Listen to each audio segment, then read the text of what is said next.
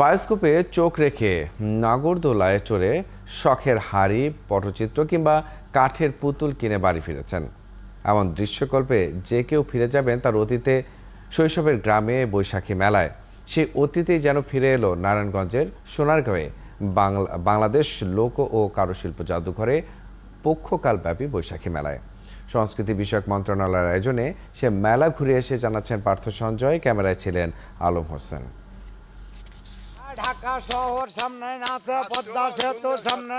খঞ্জনিয়ার গানের তালে বাক্সের পাল্টে যাওয়া ছবির সাথে এমন বর্ণনায় কে না ফিরে যাবেন ফেলে আসা লাল ছেলেবেলায়।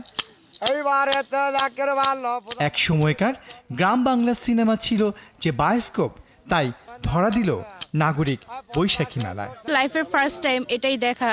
আমার মনে হয় যে এই কালচারটা আমাদের মধ্যে থেকে হারিয়ে যাচ্ছে। ওনার কথায় মানে ওনার যেটা বলছিল সামনাসামনি সেটা আসছিল।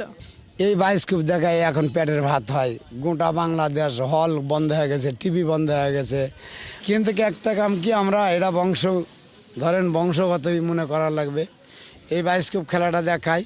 সেকুলার ঐতিহ্যের এমন দারুণ সব পসরায় সেজেছিল নারায়ণগঞ্জের সোনারগাঁয়ে লোক ও কারুশিল্প জাদুঘরের বৈশাখী মেলা।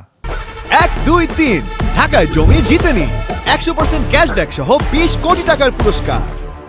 রাজশাহীর মৃত্যুঞ্জয় পাল নিয়ে এসেছেন শখের হাড়ি।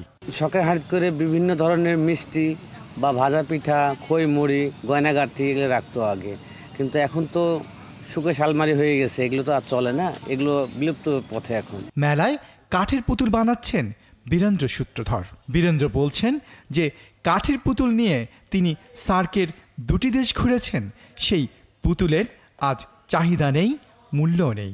যেমন এই বাঘটা আমি একটা কাঠটা তৈরি করছি, কিন্তু একটা কাঠ, এটা কোনো আঁকা আঁকি নেই।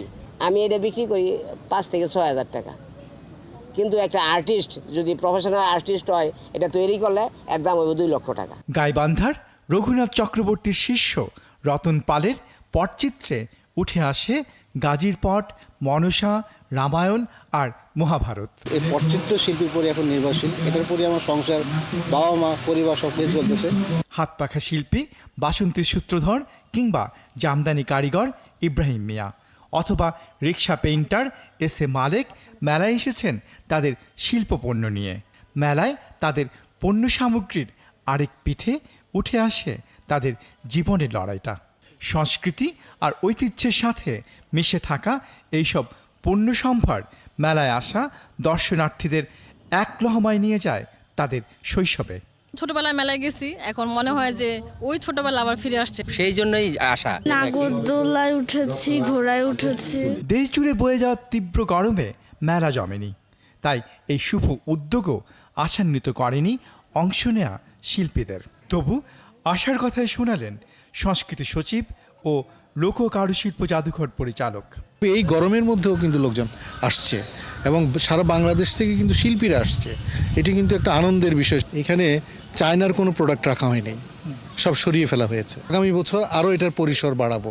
এখান থেকে আবার নতুন করে স্বপ্ন দেখছি বৃহৎ পরিসরে কীভাবে পৌঁছানো যায়। সন্ধ্যায় দিনাজপুরের নির্মল সরকারের দলের পরিবেশনায় কবি গানে ধরা দেয় রামায়ণ চরিত। বিচার কিন্তু আপনাদের হাতে। পহেলা বৈশাখ থেকে শুরু হওয়া মেলায় প্রতিদিনই সন্ধ্যায় ভেসেছিল ঐতিহ্যের সুর, কখনো মালজোড়া, কখনো চর্যাপদের গান, কখনো বা বাউলের সুর।